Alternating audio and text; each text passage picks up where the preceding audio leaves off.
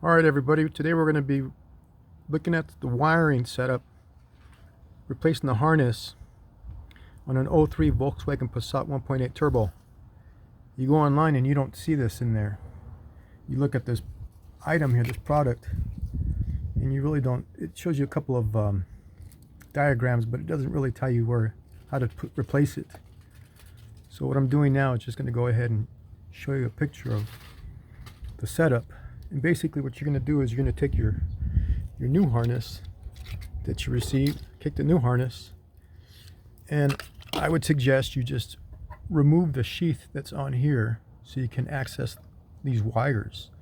That way you can pretty much reverse engineer or figure out where they go. In this case, if you look at this here, the top part here has these slight little channels on each corner, and they line up with the ridges on this side here. Okay, and so when you look at that diagram, you're going to see the power lines here, all the red ones. And what I did was not to just cut the whole harness at once. I went ahead and just cleared off the harness, each of them individually, and just removed all the sheathing. Moved all the sheathing to each of these connectors, and I kept the length so you know which wires go to which cylinder.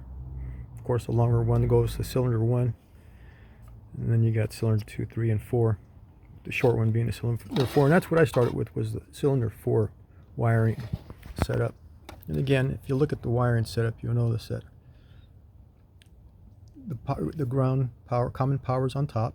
We have cylinder 4, 3, 2, and then 1. And right underneath cylinder 4 is the green wire. Okay, and that is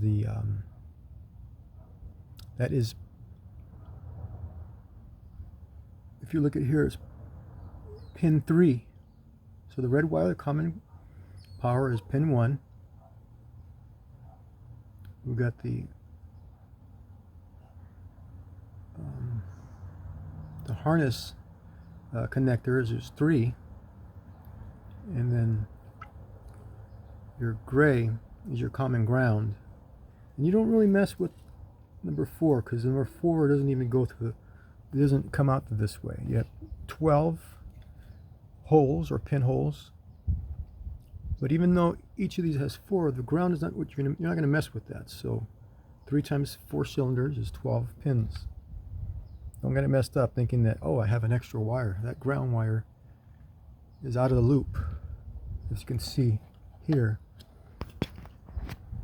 it's the black one here. All right, and that black one here, they all come to this ground, which we connect here to the ground. So just take your time again, as I said before, and go ahead and clean off the cover with a nice little X-Acto blade that it comes with. Clean that off for each individual, but don't chop it here, because you chop it here, then you don't know what the fuck is what, and then you're really going to be, up shit creek. And then what you want to do is just do this little waterproof washer here that you have here. You're going to want to run your wires through this first, and then you're going to want to make sure that you push it back, give yourself some clearance. You may want to use something like a flathead and put it in between and push it back. Be careful not to tear it up. Get yourself some space back there so you can work on this here. And what I'm eventually going to do is I'm going to trim these. And I saw another video where a young dude went ahead and took it a step further and used a solder gun to make sure that when he crimped these bad boys on the end of the wires, that they stayed in place and they maintained good contact. And I think that's a great idea. It's just taking a little bit more time, but you're going to make sure that you've got good contact, and that's what you need to ensure here, is that you get good contact to all your cylinder heads.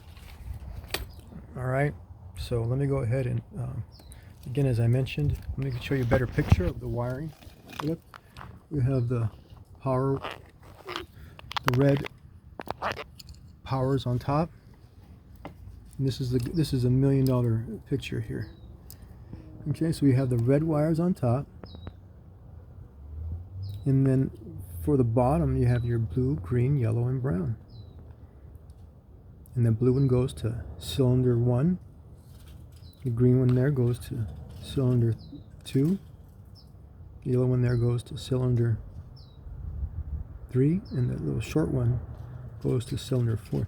And again, as I mentioned, you don't want to cut them too short, because you cut them too short and then you're going to have a difficult time stringing them through here like I did here. And that's why I put the piece of tape, because this little sucker just wanted to pop back through there and fall out of place. So I put that tape on there to keep them together. And if you notice, we have these others here, which are the common ground. Okay, and you have going backwards, which is the bottom one, which is cylinder 4, and then to the right of it is cylinder 3. Excuse me, cylinder 3. You see, it's the short wire here. It's cylinder 4, and we have the next one is cylinder 3, right next to it. Right above it, to the right, cylinder 2, and then here is cylinder 1, 2, and then 1. All right, so that's $1 million shot. I mean, there's no other videos that have this information, and I know that this is something that everybody could use, because it's a fucking bitch. All right, it's not a monetary video, but I'm putting it out there for everybody to understand and see. You know, don't junk your shit because you can't fucking, you don't need to hire somebody to pay them a lot of money to do this wiring. It's pretty easy. And this is the second video I published. The other one was on a Chevy Astrofan weather car, and this one's another junker that I'm working on. I'll probably post some more videos about replacing that the power booster on the brake, as well as a master cylinder, but that's going to probably be complicated because I got to deal with the fucking vacuum system. All right, so for now, I'm going to publish this, and you know, hit the like. If you got one of these, it's going to be a simple to put back together. Just, you know, listen to what I said. Just take your time. All right, bye.